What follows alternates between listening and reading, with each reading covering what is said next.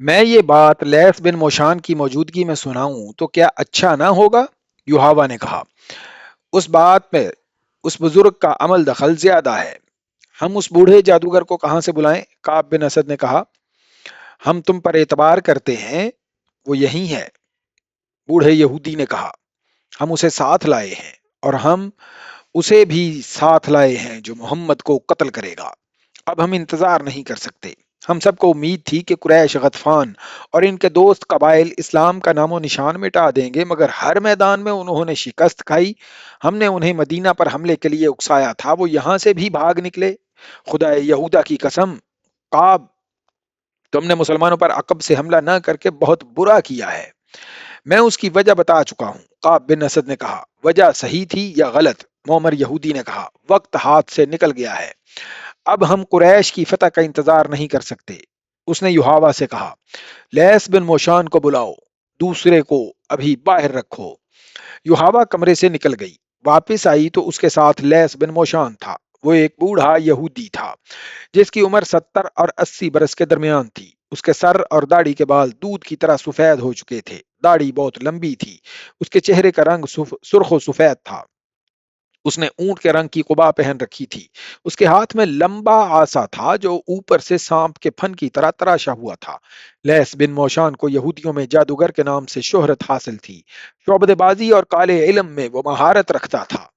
وہ مکہ اور مدینہ کے درمیان کسی گاؤں کا رہنے والا تھا۔ اس کے متعلق بہت سی روایات مشہور تھیں، جن میں سے ایک یہ تھی کہ وہ مردے کو تھوڑی سی دیر کے لیے زندہ کر سکتا ہے، اور وہ کسی بھی مرد یا عورت کو اپنے تابع کرنے کی طاقت رکھتا ہے۔ یہودی اسے اپنا پیر و مرشد سمجھتے تھے۔ وہ جہاں دیدہ اور عالم فاضل تھا۔ وہ کمرے میں داخل ہوا تو سب اس کی تعظیم کو اٹھے۔ وہ جب بیٹھ گیا تو سب بیٹھ گئے۔ خاندان موشان کی عظمت سے کون واقف نہیں؟ کعب بن اسد نے کہا، خدائے یہودا کی قسم، ہم میں سے کوئی بھی آپ کو یہاں بلانے کی جرت نہیں کر سکتا تھا۔ یوحاوا شاید آپ کو لے آئی ہے۔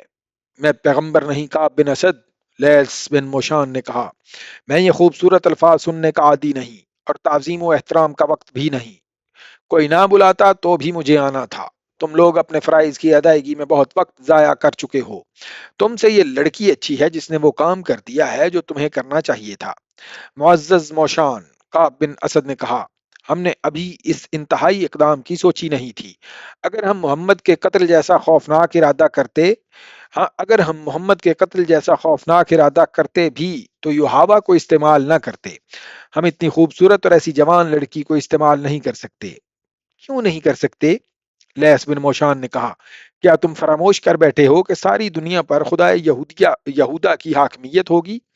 داؤد کے ستارے کی قسم، بنی نوع انسان پر بنی اسرائیل کی حاکمیت قائم کرنے کے لیے ہم سب کو قربانیاں دینی پڑیں گی۔ ہمیں انسان کی فطری کمزوریوں کو اپنے ہاتھ میں لینا ہے۔ کیا تم نہیں جانتے کہ مرد کیا چاہتا ہے؟ اعلیٰ نسل کے 20 گھوڑے اور 20 غلام یوحاوا کے ساتھ کھڑے کر دو۔ کسی سے بھی کہو کہ اسے جو پسند ہے وہ لے جائے۔ داؤد کے ستارے کی قسم، وہ آدمی 20 گھوڑے اور 20 غلام چھوڑ دے گا اور یوحاوا کو لے جائے گا۔ اس محفل پر خاموشی طاری ہو گئی۔ میں دیکھ رہا ہوں تم میری بات نہیں سمجھ سکے، لیس بن موشان نے کہا۔ تمہارے دماغوں میں اپنی بیٹیوں کی عصمت سمائی ہوئی ہے۔ میری بات غور سے سنو۔ عصمت کا شرم و حیا کے ساتھ کوئی تعلق نہیں۔ یہ ایک ہتھیار ہے جو ہمیں اپنے دشمنوں کو بیکار کرنے کے لیے استعمال کرنا ہے۔ بدی کیا ہے، نیکی کیا ہے، میں جانتا ہوں۔ تم مجھے کیا جواب دو گے؟ یہ جواب صحیح ہوگا، لیکن جب تم دنیا کے کونے کونے تک یہودیت کو پہنچانے کی بات کرو گے تو بدی اور نیکی کے معنی بدل جائیں گے۔ محمد برائی اور بدی کو ختم کر رہا ہے۔ ہمیں برائی اور بدی پیدا کرنی ہے، مگر ہم خود برے اور بدکار نہیں ہوں گے۔ اگر تم روئے زمین پر پھیلی ہوئی نسل انسانی کو اپنی غلامی کے جہنم میں ڈالنا چاہتے ہو تو غیر یہودیوں کو جنت دکھاؤ، انہیں جنت کی حوریں دکھاؤ، انہیں میٹھی شراب پلاؤ۔ یہ لوگ بدمست حیوان ہیں، ان میں اور زیادہ حیوانیت پیدا کرو۔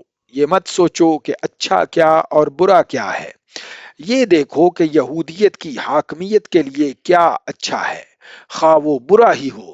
اس نے یوحاوا کی طرف دیکھا اور بولا، انہیں بتاؤ یوحاوا، انہیں سمجھاؤ۔ युहावा के होंठों पर मुस्कुराहट आ गई और उसने एक कहानी सुनाना शुरू की।